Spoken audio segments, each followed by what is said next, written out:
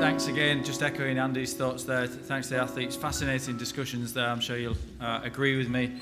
And also a special thanks to Andy for chairing that, because not wanting to embarrass him, but I think it's actually his birthday today as well, so I appreciate him coming in and doing that today on his birthday. I'll buy him a cake later. So what we're going to do now, obviously we talked earlier about the importance of hearing from the athlete voice, the importance of research informing practice, but also the importance of practitioners and hearing the thoughts of practitioners. And that's where we're going to sort of move to now, to sort of finish the morning and obviously into the early afternoon now, but before lunch to finish this part of the day. I'm going to invite sort of Wendy Schutemeyer, Nina Markuc, and David Senf up to the stage. So they're from NADA Austria, Slodo, and Doping Authority Netherlands, and they're part of those NADO teams and obviously part of the Respect P project. So they're going to reflect on what they've heard so far. Thanks, guys.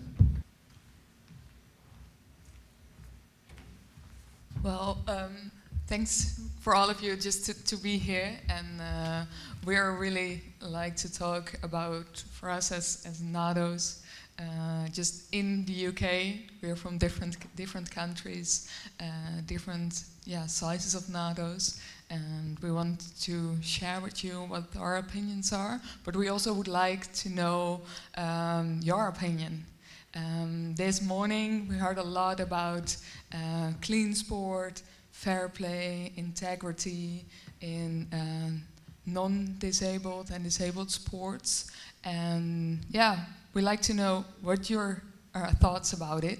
So we have some quotes from this morning, and then we have a statement, or more like a question, and then we would like to know what's your opinion, and then we will explain what we as NADOs are doing in this area, and have a talk about that.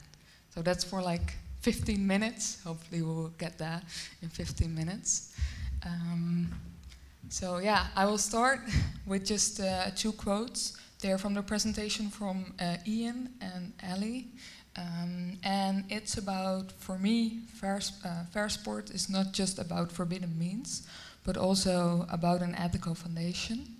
And so that was just what an athlete said. And another athlete from the track and field, they said, I think one should act in the spirit of sport and not abuse every single gray zone in the regulations, so that you can somehow achieve an extra benefit. And we have a question for you about this. And the question that arises for us is clean sport equal to fair sports? And before we talk about this, we would like to have your opinion on this. So probably everyone who thinks clean sport equals fair sports could raise their hand now. That's pretty anonymous. So everyone disagrees, or maybe they have no. Does someone expand on this? Yes, go ahead. I perceive clean sport as being part of fair sport, not being equal to it. So fair sport is a broader term that includes clean sport, but other things as well that we have discussed today. Yeah. That's my personal perception. We talked about this in the last 10 minutes. I can tell you my experience from Austria when I'm talking to the athletes in our education sessions, is that clean sport is referred to compliance, obeying to the rules. And fair sports is, for me, not enough. Fair sports should be like values-based sports. And I think the narrative should change from clean sports to, like Ali said before, like to an integrity issue. Or I liked what he said, like it's setting yourself to the highest standards possible. And I think that's the transition we have to do as NADOs, and we can see this trend worldwide because, for example, NADA Austria just changed from like only NADA Austria to an institution for respect and integrity for sports. But what's the opinion from my wonderful colleagues? Yes, I totally agree. Fair sport is way more than just clean sport. So also when we talk about educating athletes, we should not just educate them about clean sport, about anti-doping content, but we should put more emphasis on values-based education. This is also one thing that WADA suggests, but in reality, it is pretty hard to implement value-based education, especially if we talk about value-based education in schools, because it's not that easy to come into school curriculum. So what we did in Slovenia, we prepared materials for schools. It's called Sport Values in Every Classroom, and right now we are also part of another project, again focusing on values in schools and materials for those schools. But at this point, this is a voluntary program for schools in Slovenia. So the schools decide they're going to use this or not. We were lucky that the schools liked our program, so before COVID, about 1/3 of all primary and secondary schools in Slovenia use these materials. But still, it is not enough. We should include all our children, not just young athletes, children in general, in some kind of values-based education. Yeah, in the Netherlands, just a few years ago, we had a program for the sports, and it was called 100% dope-free.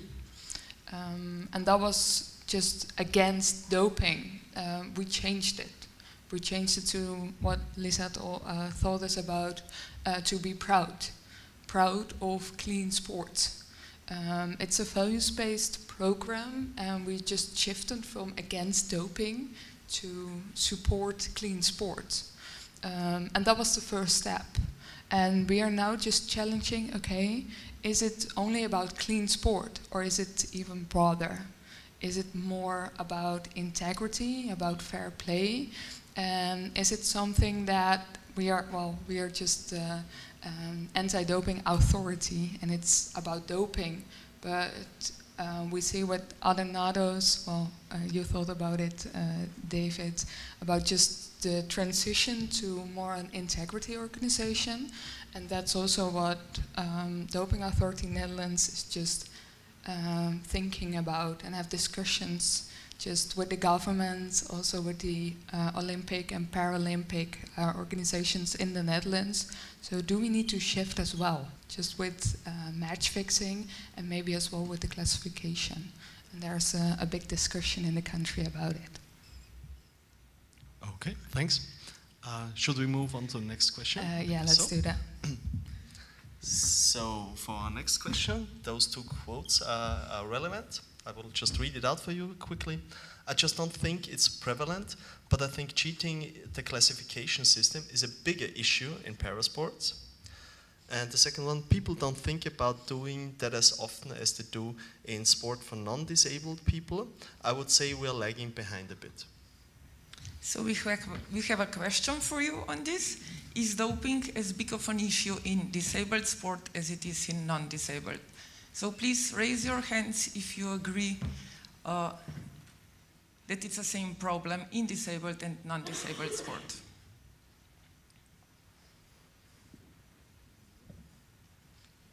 Well, some are raising their hand, but like this. maybe I agree just a little bit, or yes, I agree. But we say like some hands are raising. I saw your hand, right? You don't know. We don't know. I have no idea. That's true. Why would it be different?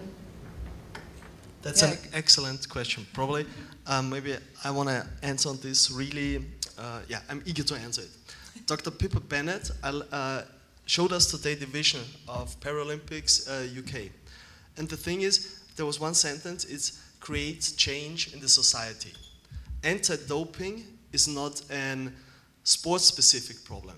It's a problem of the society and of the education. What I mean by this is, if you look what doping is, Ali said it's cheating, so it's fraud.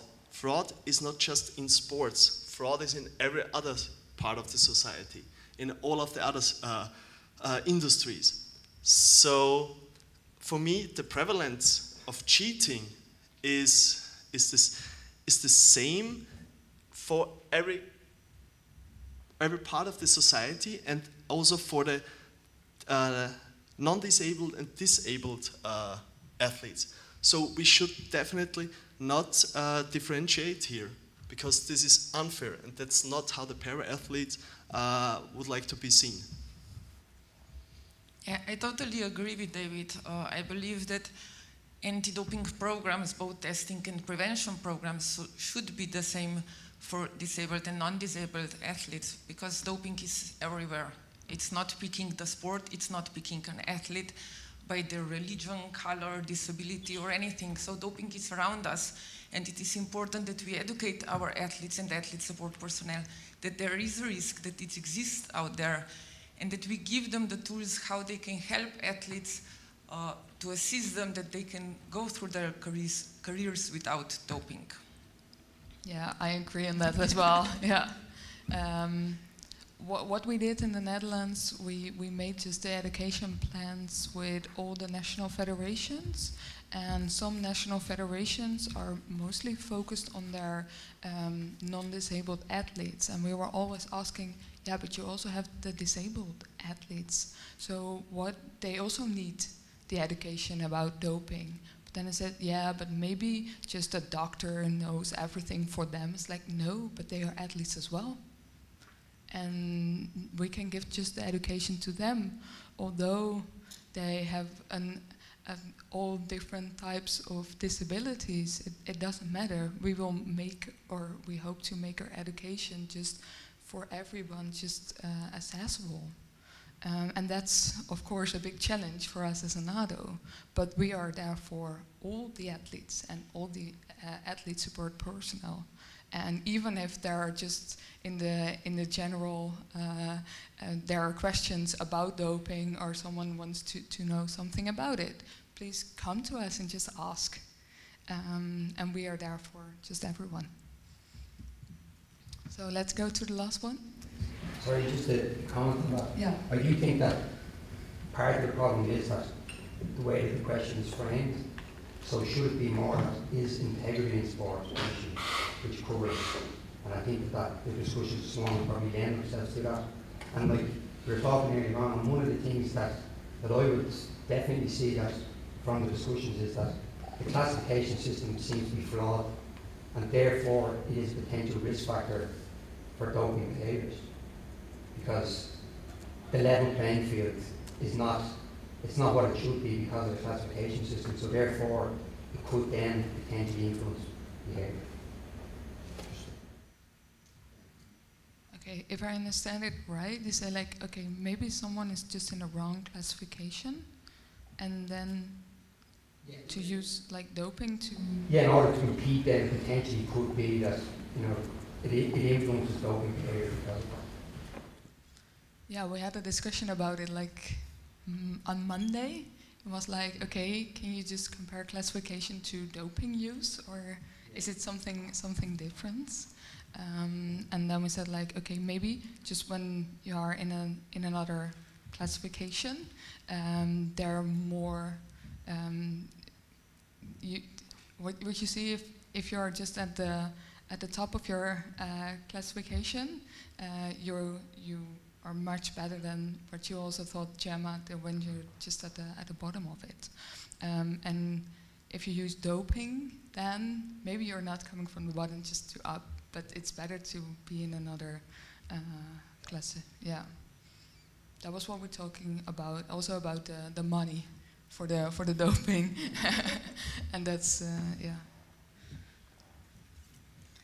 So the last quotes of our session, it's from the doctors. The first one is, then I always run through how they should do that, check a substance or check a supplement. Then I always take a look in the light of medication they have. I just go through it with them. I actually always do that. And the other one is, there are some values. Athletes and their long-term health especially have to be protected. This is mostly where I'm coming from. And also, this foundation of what sport represents should be preserved. It is a fair fight. It is not a tool to cheat. Yeah, and the question for you is, should the main focus of education of a clean sport be about inadvertent doping? If you think yes or I agree, then please raise your hand if you disagree. No one agree. Well, does someone want to say something about it? Nobody? Oh. James. Something that ran through with this for me is that PRP, and I think ASPs really need to know all of those as an entire piece, rather than just what the athlete is taking. And the fact that ASPs themselves are subject to, maybe 7 out of the 11 rule themselves. But yeah, it's not just about taking substances, everything associated to that as well. So yeah, that, for me, rather than inadvertent doping being the focal point, the whole process and everything else needs to be included. The tricky part with this is, I know it's from football, because UEFA just released those data. Like from 10 anti-doping rule violations, now 8 or 9 refer to unintentional doping. So it seems like this would be the bigger issue. But for us as education managers, I mean, that's my approach. We should not now focus on like the compliance aspects. We could do this like via a short e-learning platform, but the thing that matters, what really creates change, is the values-based education.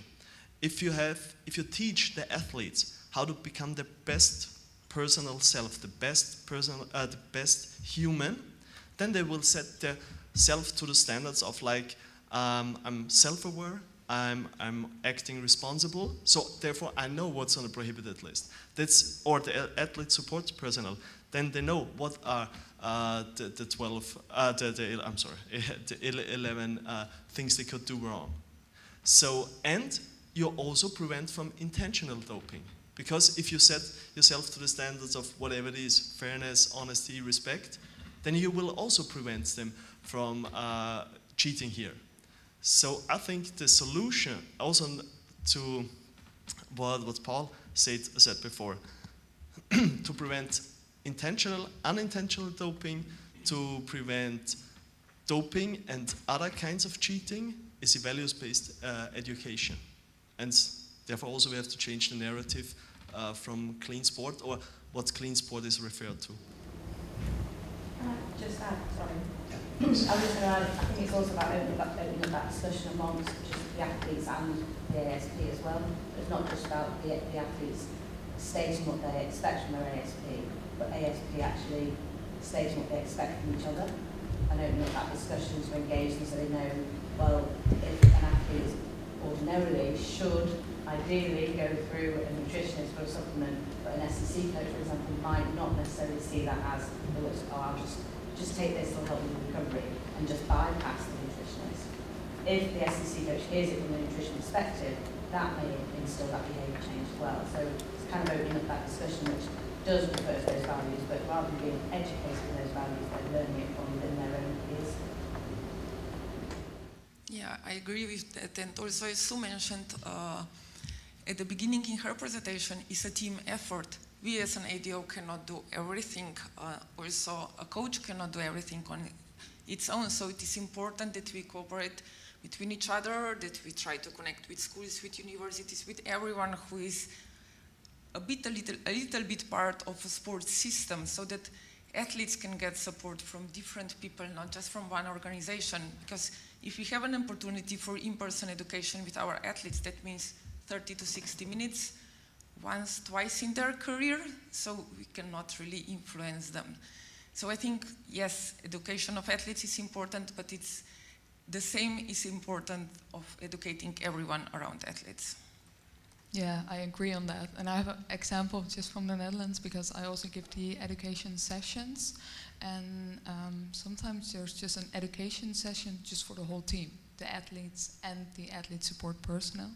And then before the session, we always ask them to make the e-learning modules we have. That's more for like the knowledge about doping, and then we can just have a discussion just during the education session. And sometimes they're just the athletes are in the room, and then just the head coach is coming and said, well, I have to do something else. So I'm just here to say hi, and then I go.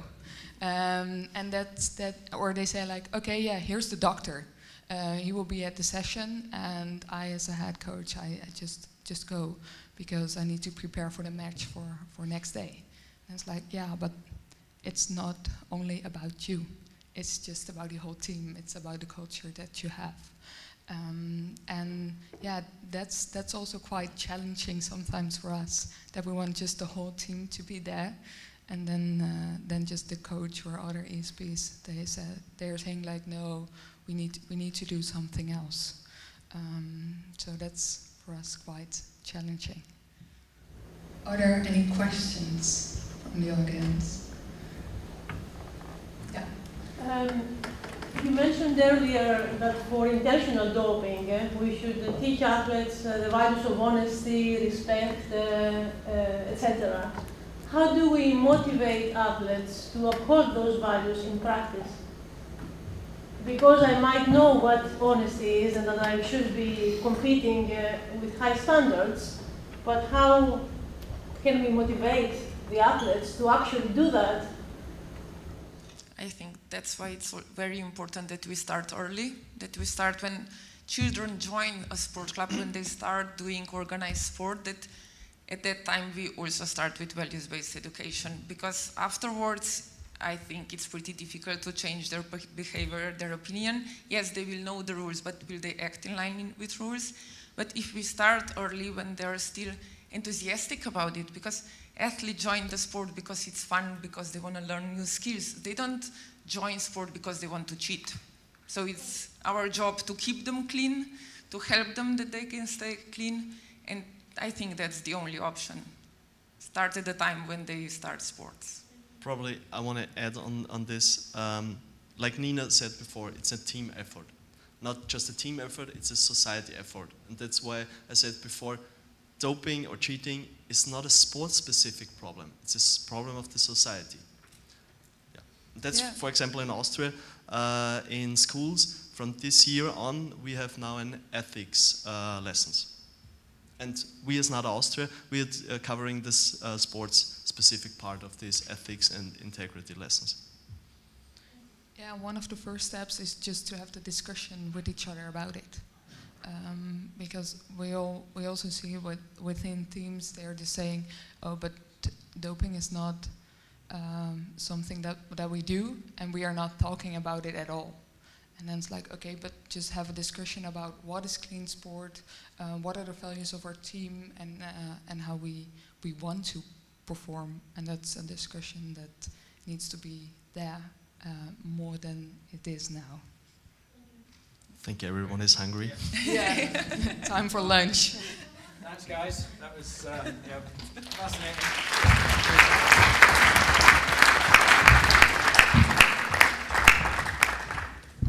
So thanks to all three of you, obviously, for your reflections, but also for sort of bringing in the opinions of the audience as well, and that real sort of interactive element to that was really appreciated. So obviously we're running a little bit behind time, but we will have time this afternoon, I think, to make a little bit of this up. So we'll still take an hour for lunch, I think, to allow for those discussions that I mentioned earlier. Thanks for all of your engagement, and look forward to seeing a few of you for discussions over lunch.